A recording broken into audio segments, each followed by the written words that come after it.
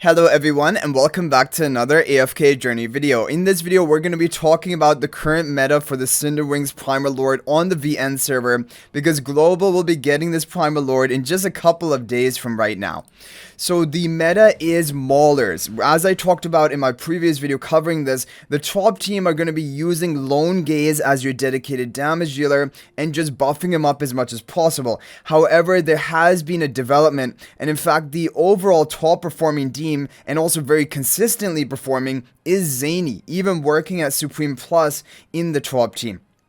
I'm going to show you guys this formation. We'll watch the replay of it, and then we're going to show you the alternative formations for no Zanie. But basically, these Maulers are going to be exactly the same in all of the top teams. You're going to be running Shakir, Kruger, Mikola, Lone Gaze, and then have them buffed up by the twins. Everyone is going to be running that. And then the only kind of difference will be if you have Zanie, you should run Zanie. If you have Ravion, you can use Ravion. Or if you have Velara, you can use Velara. But the other four heroes are set in stone basically as the top options. And when you take a look at this damage output, a lot is from the Lone Gaze, because he does a lot of normal attack based damage, which you need in order to do well in Cinderwings, because Cinderwings basically has the effect that he will reduce all damage dealt, all damage taken from your allies that is non-normal attack damage.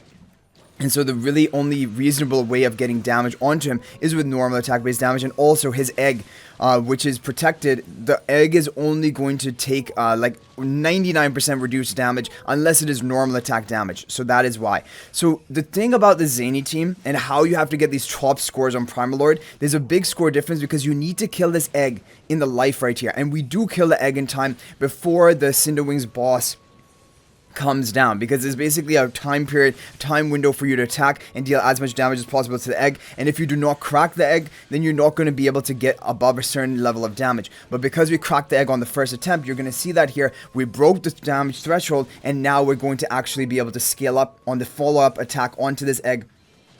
And yeah, so this is basically the team. Zanie's turrets are just dealing damage throughout the fight. Lone Gaze is mainly going to be dealing most of the damage for your team, along being buffed up by all the other heroes, Shakir, Mikola, and the twins. You're just going to end up with a really high score. So my viewer, it's Bucket, he was stuck at the threshold of not being able to break the egg for a couple of days. But then when he started running the Zanie team, he was easily to break through it. Now, here you have the other teams, which are all going to be the Ravion and Velara teams, and you can break through even with the Ravion team. So we're going to go ahead and show you this, because basically this is going to be the Ravion version. If you don't have Zanie, this is the second best team currently right now, and it does have the potential also to get that really high score. But you're going to see it because he was at a lower resonating level when he attacked in, and he didn't get the RNG lined up. This team was not able to actually break the egg. You're going to see that here. In the first life, it was not able to break the egg, and then you're not going to be able to get past that damage threshold. So that's basically what you're going to be noticing, and that is the thing. But when you get to a high enough resonating level, this Ravion team is also going to be able to break through and get to that 12 billion total damage. But at the current resonating level that he was at when he did this attack, you're going to see is not quite enough. So you're seeing the bursting the egg as much as possible, but the boss is going to come back down and basically end. Yeah, so right there, we were not able to break the egg. So that is the thing. But when you get to a high enough resonating level, or if the RNG is perfect in your favor, then it is possible that even this Ravion team can break the egg, and you can get past that 7 billion damage threshold and go all the way up to 12 billion. But you're going to see in this one, he's going to cap out at 7 billion damage, and it is because he wasn't able to break the egg in that first rotation, and that is how you get a lot of damage off, right? So now we have the second rotation of the egg, trying to deal as much damage as possible, and again, not quite enough to actually break the egg in the second iteration either, and you're just going to be capped at your 7 billion or so damage score. So basically, when you look at these damage scores, there's actually not a big diff, even though the score looks almost double, from 7 billion all the way up to 12 billion, the basically gap, you're going to see this if we look at the leaderboard, is basically, can you get that kill on the egg or not? All the people who've gotten the kill on the egg, they're going to be at the 12 billion. But then the people who are not able to get it, you're going to see, look at this drop off, 7.4 billion.